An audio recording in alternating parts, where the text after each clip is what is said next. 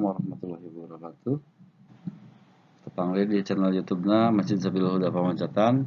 Dina daerah simkuring bade ngaduikeun terjemah perkata Quran surat Al-Baqarah surat kedua. Dina Al-Quran ayat kahiji dugi kalima. Mangga urang ngawitan.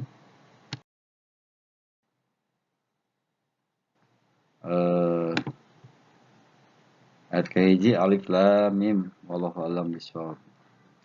Ayat kedua dalika eta alkitabu kitab Al-Quran la ta'aya roiba kamangmangan fihi didinya hudan pituduh lil mutakin pikeun jalma-jalma nu tarakwa.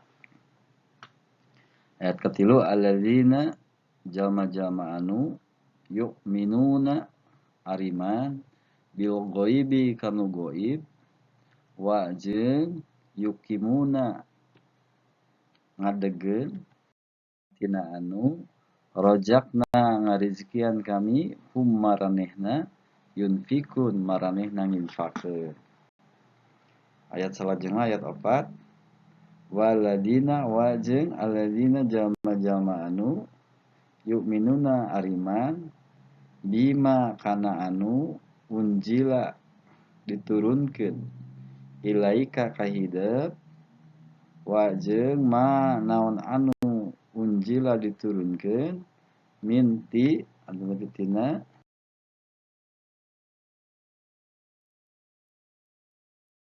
qablika sameme hideuk wa jeung bil akhirati kana akhirat hum maranehna yuqinun ngayakinkeun lebih yakin. Ulaika eta maranehna ala kana hudan pituduh minti rabbihim pangerana wa jeung ulaika eta maranehna humu maranehna al muflihun anu aruntung. Mangga urang bahas alif lam mim. Janten sawatara mufasir nyebatkeun yen ieu teh nami surat cenah alif lam mim teh. Nyata namina Al-Baqarah sareng alif lam mim. Tapi aya nu nyebatkeun oge yen alif lam mim teh huruf ghaib anu teu peryogi ku urang disawalakeun dan nu uninga kana sinungguhing hartina mah tayalian ti angin ti Allah Subhanahu wa taala nyalira. Margi huruf nu tuluy ieu alif lam mim aya oge dina surat Al-Imran, teras dina Al-Ankabut, dina Ar-Rum, dina Luqman, sareng As-Sajdah. Janten upami alif lam mim dianggap nami serat atuh panginan aya genep serat nya nu namina sami. Ieu kan ngabingungkeun matak alif lam mim huruf ghaib nu teu kedah disawalakeun. Ayat kedua zalikal kitabul la raiba fihi hudal lil muttaqin. Kitab eta teh Al-Qur'an ya. Zalika eta kitab Al-Qur'an teu aya kamangmangan deui eusina. Nyaeta pituduh pikeun jalma-jalma nu tarakwa. Janten pami dicontohkeun nu boga pabrik mobil unggal-unggal nyieun mobil pasti nyieun buku petunjuk, buku pituduh. Lamun sataun sakali ganti model pasti buku pituduhna ge diganti. Buku pituduh pikeun mobil tahun 1880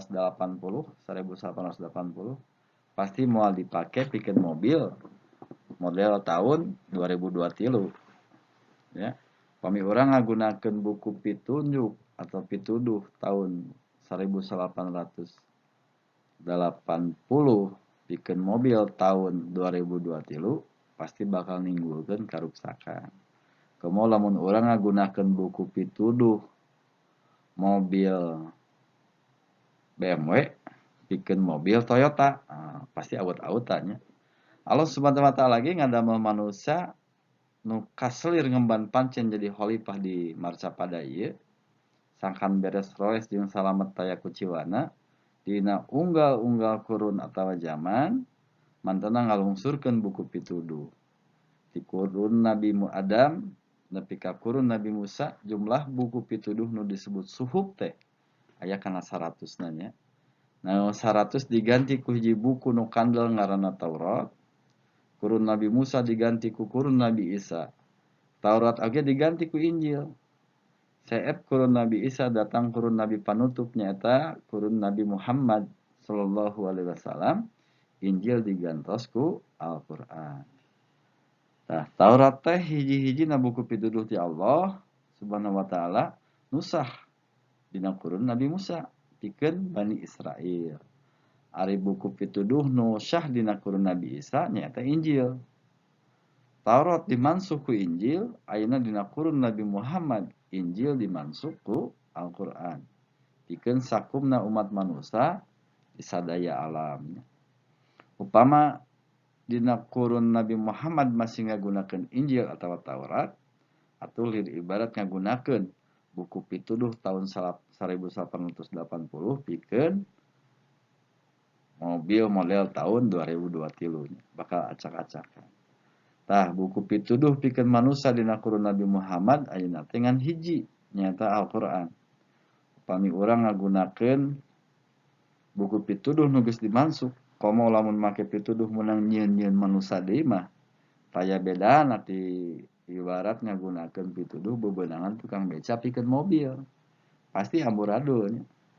Al-Qur'an eusina pituduh dadamelan Gusti Allah jadi pasti alus pilih tanding jeung mangfaatna moal aya papadana. Upama diturut sakumaha kuduna jalma nu nurut kana pituduh mantena teh nyaeta jalma anu takwa. Nu iman tur ikhlas ngamalkeun nu kudu diamalkeun bari ninggalkeun nu kudu ditinggalkeun. Ayat katilu alladzina yu'minuna bil ghaibi wa yuqimunas shalat mimma razaqnahum yunfikun. Nyata jalma-jalma nu percaya kana gaib nu ngadegeun salat jeung nganapkahkeun sabagian rezekina tinu dibikeun ku kami saur Allah ka maranehna.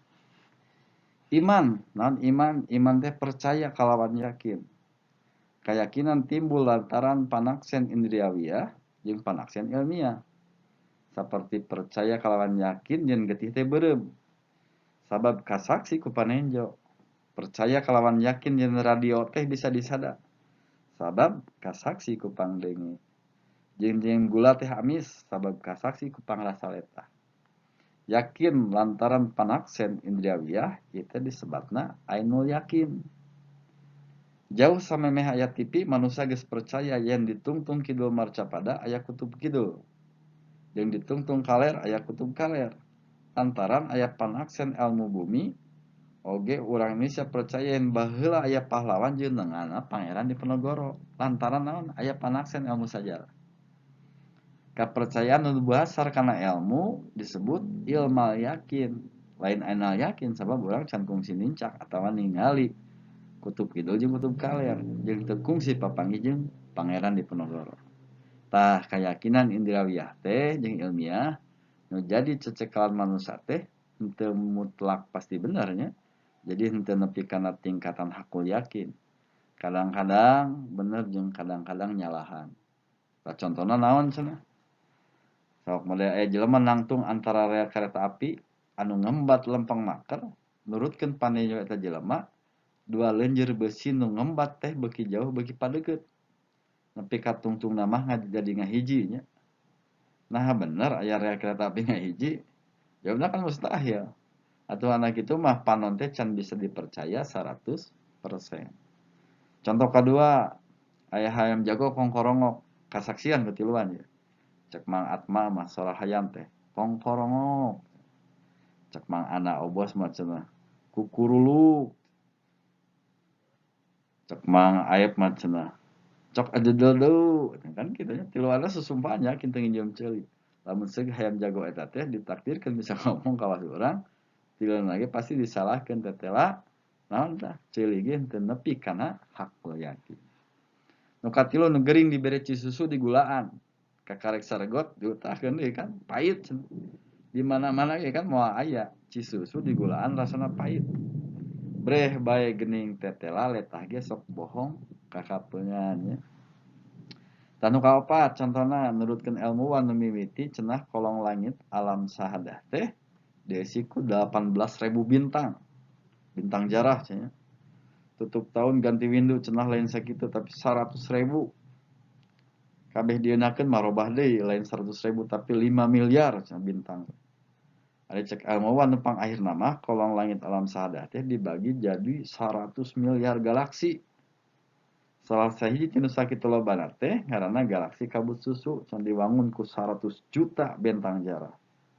Upama kabeh galaksi sarua eusina atuh meureun di kolong langit teh aya mang triliun-triliun bentang jarah nya. Teh telah geuning ilmal yakin nurutkeun manusa mah teu nepi kana darajat hakul yakin. Tah goib naon cenah goib hartina kan tadi iman kana goib nya. Goib hartina teu bisa diyakinkeun kalawan indrawiya. Teu katenjo, teu kadenge, teu karampa jeung teu karasa. Kutub kidul jeung kutub kaler, neraka jeung sawarga teh goib. Gusti Allah Maha goib. Tah identitas atau ciri mandiri jalma anu tarakwa teh nyaeta hiji iman kana goib cenah tadi kan. Nu kaduana ngadegeun salat jeung nu katilu nginpakeun sabagian rejeki nu dipaparin ti Gusti Allah. Tah iman kana goib bisa tumuwuh kalawan subur upama disiram ku ilmal yakin. Urang percaya kalawan yakin yen Allah Subhanahu wa taala teh aya. Urang percaya yen neraka jeung sawarga teh aya. Jeung urang percaya yen naon bae nu aya di alam barzah jeung di alam akhirat teh aya. Sabab urang geus maca surat tinu kagungan hak. Jumlah suratna aya 114 nu dihijikeun jadi mushaf nu ilahar disebut Al-Qur'an teh. Tah, sok aya pan nu somprah heuraskeun gerong pokna teh wah saha nu geus nganjang ka pageto wani-wani mastikeun yen engke bakal aya alam barzah jeung alam akhirat sarta aya neraka jeung sawarga. Kawas nu apal wae. Tapi kan lamun aya presiden Jokowi ayeuna ngaluarkeun pengumuman yen engke tahun hareup anjeunna rek ngadamel jalan tol di mana eta teh ti Sumedang ka Tasik. Nah urang rek percaya tah rek nyebutkeun bohong. Terus urang make alasan saha nu geus nganjang ka pageto. Urang pasti percaya nya moal ngabantah nyebut bohong make alasan can aya nu nganjang ka pageto. Nah urang kepercayaan urang kana eta bewarat teh dumasar kana alasan yen Bapak Presiden kagungan hak pikeun ngadamel rarancang ti kahareupeun. Ayeuna urang malik nanya ya ka diri urang sorangan. Lamun Bapak Presiden kagungan hak ngadamel rarancang, naha Allah nu Maha Kawasa kagungan jagat raya henteu kagungan hak pikeun ngadamel rarancang. Jadi jalma nu takwa pasti moal ngabantah kana hak Allah. Komo lamun bari didirieulan ku ilmal yakin. Ku ilmu Allah nu dipaparingkeun ka urang. Nu eces ditulis dina sababaraha suratna. Akhirat, neraka jeung sawarga teh tilu rupa nu goib. Tapi geus jelas ditulis dina surat mantena ku kineuna jalma-jalma nu tarakwa pasti percaya yen nu tilu ieu teh pasti bakal kasorang. Teras ciri jalma takwa nu kadua nyaeta tara ninggalkeun ibadah salat. Dina hadis riwayat Baihaqi disebutkeun yen Rasulullah sallallahu alaihi wasallam sasauran as-salatu imaduddin. Paman aqamaha faqad aqama din. Wa man hadamaha faqad hadama din. Salat teh tiang agama nya sing saha anu ngadegeun salat satemena manehna ngadegeun agama. Jeung sing saha anu ngaruntukeun salat satemena manehna ngaruntukeun agama. Saterusna dina hadis riwayat Ahmad Syafi'i, Abu Daud, Ibnu Majah jeung Tirmizi disebutkeun Miftahu sholati tuhuru wa yuha wa tarimuha takbiru wa tahliyuh luha salimun. Kunci salat teh susuci atau tapi mandi junub, wudu, dibukana ku takbir Allahu Akbar jeung ditutupna ku salam. Tapi assalamualaikum. Nah, masalah salat bakal disambung dina ayat ke-43 nya di payun. Jadi ciri jalma nu katilu nyaeta nginpakeun sabagian rezekina nu dipaparingkeun ti Gusti Allah saperti mayar zakat, mere maweh ka kaum karabat, ngaluarkeun sedekah, pikeun nulung anu butuh, nalang anu susah, seperti budak yatim jeung fakir miskin. Nah, jadi lamun urang hayang kaasup golongan jalma-jalma nu tarakwa, urang kudu bener-bener iman ka Allah, nu maha goib sarta ikhlas lillahi ta'ala, ngamalkeun amal soleh, boh dina masalah ubudiyah, boh dina masalah muamalah, iman teh fondamen ari amal soleh manifestasina. Itu teh duit tunggal nu teu tiasa dipisahkeun. Jadi iman tanpa amal ibarat lelemah tanpa adegan. Amal tanpa iman ibarat adegan tanpa lelemah. Ayeuna di adegan ayeuna runtuh deui, batan mangfaat makalah ka nyelakakeun ka sararea. Nah, rupa-rupa amal tanpa iman diantarana korupsi, pungli, dipumipit ka amit ngala teu menta, ngadu atawa judi, ngalambang sari, nyeun pakarang perang pikeun ngalajur nafsu jail kadaya kanu teu tuah teu dosa. Akibatna lain mahayu malah mahala balarea. Ayat ka-4 Walladzina yu'minuna bima unzila ilaika wa ma unzila min qablik wa bil akhirati hum yuqinun. Jeung jalma-jalma nu ariman kana nu diturunkeun ka hidup jeung kana nu samemeh diturunkeun ka hidup jeung nu yakin kana ayana poe akhirat. Hidup dina ayat ieu nyaeta Nabi Muhammad sallallahu alaihi wasallam nu diturunkeun ka anjeunna teh Al-Qur'an. Ari nu diturunkeun samemeh Al-Qur'an nyaeta Injil, Zabur, Taurat jeung sababaraha suhuf. Dina ayat ieu kaunggel sambungan ciri jalma-jalma nu takwa, ciri kahiji, kadua jeung katilu aya dina ayat 3. Tah ayeuna nu kaopat iman kana Al-Qur'an, nu kalima iman kana Injil, Zabur, Taurat jeung suhuf, jeung kagenep boga kayakinan yen akhirat teh pasti aya. Iman kana Al-Qur'an nyata percaya yen Al-Qur'an teh dawuhan Allah Subhanahu wa taala nu wajib dibaca. Dilenyepan hartina terus diamalkeun. Teu meunang dijojoan, milih nu dipikabeuki bari mundung nu teu saluyu jeung nafsu. Tapi lamun urang rajin nalungtik kaya umat Islam di lembur urang, leuwih loba nu teu boga Al-Qur'an, batan nu boga. Leuwih loba nu teu bisa macana batan nu bisa. Jeung leuwih loba nu teu ngarti batan nu ngarti. Balu karena KTP-na Islam tapi tekad ucap jeung lampahna Islam. Dina ayat ieu disebutkeun yen umat Islam nu takwa teh iman kana kitab-kitab jeung suhuf-suhuf nu diturunkeun samemeh Al-Qur'an. Artina percaya yen sakabeh kitab jeung suhuf teh bener-bener wahyu ilahi anu sah jeung wajib diamalkeun dina kurunna masing-masing. Suhuf-suhuf sah dina sabaraha kurun ti mimiti Nabi Adam nepi ka Nabi Musa. Sanggeus Nabi Musa nampi Taurat sakabeh suhuf dimansuh ku Taurat nu wajib diamalkeun ku urang Bani Israil. Kurun Nabi Musa teh lila kacida nya, para rasul dina kurun ieu pasambung-sambung mimitina Nabi Musa jeung Nabi Harun terus disambung ku Nabi Daud, Nabi Sulaiman, Nabi Ilyas, Nabi Ilyasa, Nabi Uzair, Nabi Ayub, Nabi Yunus, Nabi Zakaria jeung Nabi Yahya. Tutup kurun Nabi Musa diganti ku kurun Nabi Isa. Taurat dimansuh ku Injil nusah jeung wajib diamalkeun ku urang Bani Israil disebut kaum Nasrani. Milata Ibrahim nu panutup nyata agama Islam. Kitabullah nusah pikeun umat Islam. Nu wajib diamalkeun dina kurun Nabi panutup tayalian iwati Al-Qur'an. Jadi iman kana kitabullah samemeh Al-Qur'an lain ngandung hati kudu maca jeung ngamalkeun kitab-kitab salianti Al-Qur'an, tapi kudu percaya yen eta kitab teh kabeh oge wahyu ilahi nu sah dina kurunna. Katurug-turug kapan ayeuna mah geus teu aya kitab-kitab nu asli, jeung lamun aya oge geus dimansuh nya. Tah pedaran nu leuwih jentre ngeunaan kitabullah aya dina ayat 100 genep di payun. Terus ciri kagenep jalma nu takwa teh percaya kalawan yakin yen akhirat pasti aya. Lain secara ayeuna yakin, soalna akhirat mah gaib nya, tapi secara ilmu yakin. Jalma nu percaya kana ayana kahirupan akhirat, pasti percaya kana ayana wawalos ti Nu Maha Kawasa. Sawarga pikeun nu ariman tur ngamalkeun amal soleh jeung neraka pikeun nu kalafir. Terus iman kana wawalas di alam akhirat teh jadi kadali atawa setir budaya hirup di alam dunia. Temut kana aturan nu maha agung bari nyingkahkeun jalan hirup atawa cek orang barat mah way of life. Jalma-jalma nu dibenduan kumantanna jeung jalma-jalma nu sumarimpang tina pituduhan.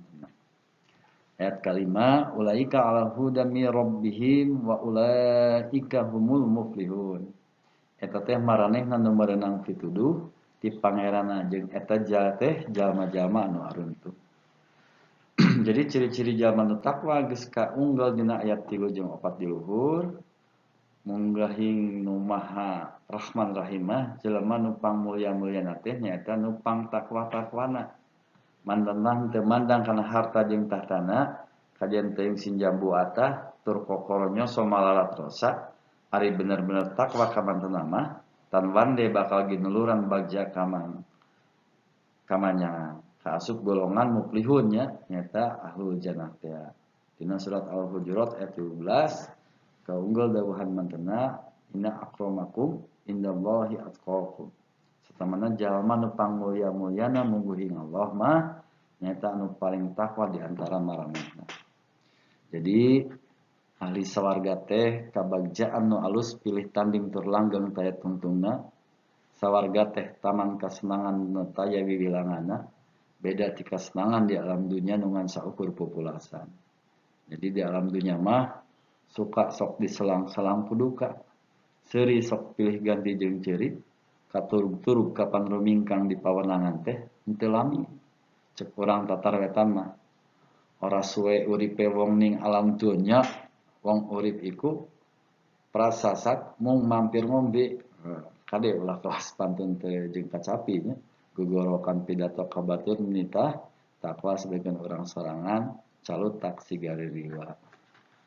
Mudah-mudahan ya guna sareng manfaatna. Wabillahi taufiq wal hidayah. Wassalamualaikum warahmatullahi wabarakatuh.